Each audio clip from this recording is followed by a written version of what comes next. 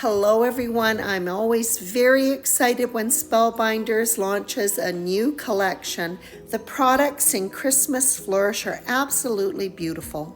I have 2 interactive cards featuring It Snowman A2 Cardfront and a beautiful embossing folder, Holly Flourish. I've included 2 levels of difficulty with these interactive cards, one super easy and the other one a little bit more complex. We'll begin with the more difficult of the 2, an easel card with the swinging element. The Let It Snowman die set combines gorgeous elements with really cute ones.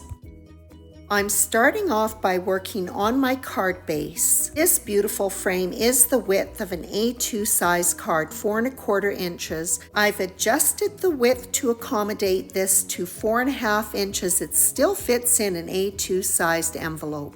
I only want the top portion of this die to cut the card base. The portion of the frame that I still want to be attached to the card base is overhung on the cutting plates. Then I run it through my die cutter, and as you can see, only a portion of the frame has been die cut.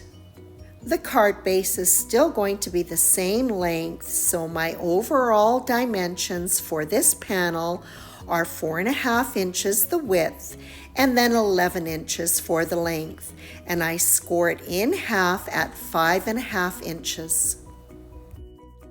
On the end of the panel with the die cut, I'm going to score it at 2 1/4 inches. The negative space inside the frame is just folded over, and I'm going to trim it off. I will need to increase the sturdiness of the frame, and so I have die cut 2 more white frames and then 1 out of glitter cardstock. I line up one of these die cut frames with the frame on the card base and then trace the rest of the circle. The remaining negative spaces trimmed off. The 2 white cardstock and the glitter cardstock independent frames are stacked. I don't want any of the white showing on the edge of the circle on the card base, and so I'm just going to trim a hair of it off. Then the stacked frame is aligned to the one on the card base and adhered. The multiple layers of cardstock will ensure that that upper portion of the frame, which is quite delicate, is nice and sturdy and can hold the swinging element. The snowmen for both cards were constructed at the same time. I'll just show you the one for the easel card because this one is going to be double-sided and so it's done a little bit differently. There is a right side and a wrong side to a die cut. When you run your finger along the edge of the die cut, you can feel where it is raised. That is the right side. One of the snowmen will be adhered with the wrong side out. To flatten those edges, I just ran the snowman through my die cutter. Along with the 2 snowmen, I've die cut circles of black cardstock and aqua glitter paper. Because the glitter paper is one-sided, I'm having to adhere the circles to both of the snowmen. Of course, the black cardstock is double-sided, but when I bring the 2 snowmen together, I need the depth to be the same on the head and the body. Next, I'm going to attach the cute little aqua glitter hat to one of the snowmen. This die set comes with 2 sizes of bands. One of the bands is adhered right below the snowman's head for his scarf. Then I have die cut 2 of the smaller ones and overlap them to create the scarf ties. The larger of the 2 was also used to die cut blue glitter cardstock, which will be used for the hat band. I've tucked the hat on the second snowman, but it is not positioned. I'm going to glue the bodies of the 2 snowmen together. This will hold everything securely while I get the two hats lined up with one another. And I should mention, this is why I had to use the wrong side of the die cut of the second snowman. If I adhered the two right sides of the snowman together, they would have aligned, but the two hats would not.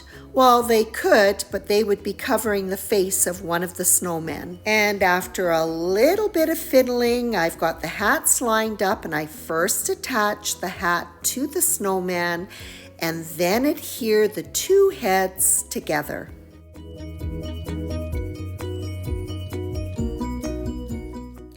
And then the second snowman is finished up just like the first one with a scarf and a hat band.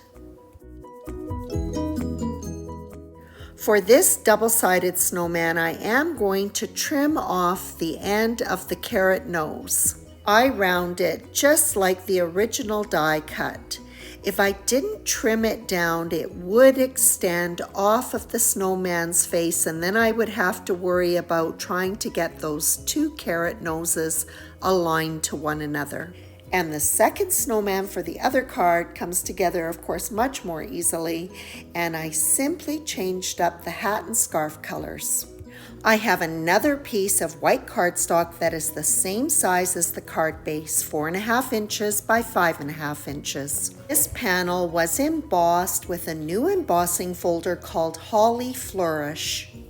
I have also embossed another piece of cardstock that is smaller but still 4.5 inches wide. This is going to be attached to the bottom of the panel so that the easel card can be propped up against it. I had already figured out more or less where I wanted the easel card to be propped up against the edge of this panel, and so I had trimmed that off so that the pattern would be matching. When the small one is adhered on top of the other, you can actually feel the patterns locking together. They fit perfectly. The blade of the cutter is lined up with the bottom of the card base, and the excess is removed from the small panel. The frame had been stacked, and so it is well reinforced. I'm using the leftovers from one of the die cut frames. I just want to strengthen that small area where the card base is narrow. It is lined up with the die cut edge of the circle. A little bit is overhanging, and then I'll just use my trimmer to cut that off flush with the card base. The addition of that small piece of cardstock does the job to strengthen that area. If I were to make this card a second time, I think I probably would use a 6x6 card base. On the snowman's hat, there's a little tab with a hole in it so it can be hung. I'm using just a couple of strands of some metallic turquoise embroidery floss, which I have threaded through this. Snowman is laid out in position, and I use my fingers on either side of the thread to hold it taut over the snowflake, which is at the top of the frame.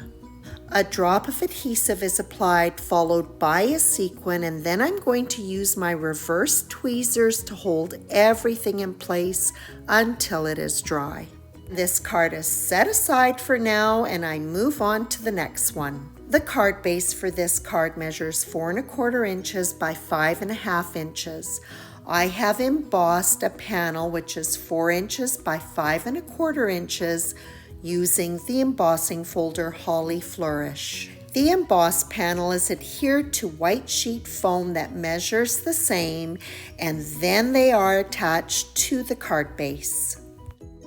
The banner die comes with two different sentiments that can be interchanged. The sentiment for this banner has been die cut from white cardstock. The word die was centered in the banner die and held in place with some low tack tape as it went through the die cutter. For some sparkly letters, I die cut the blue glitter cardstock with just the banner die and then stacked the white one on top of it.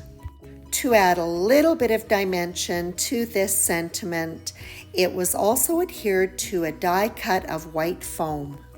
I don't need the little tab that you can hang the snowman from, so I trim that off.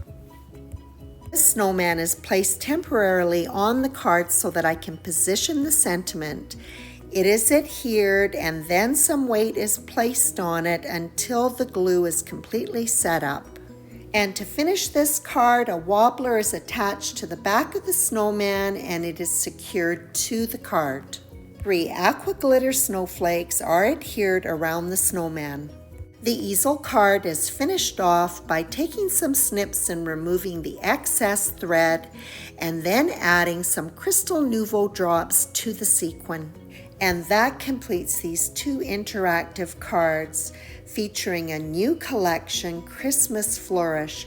I absolutely adore Let It Snowman, and the embossing folder Holly Flourish is gorgeous. I hope you enjoyed this video as much as I enjoyed making these cards. As always, I appreciate your visit.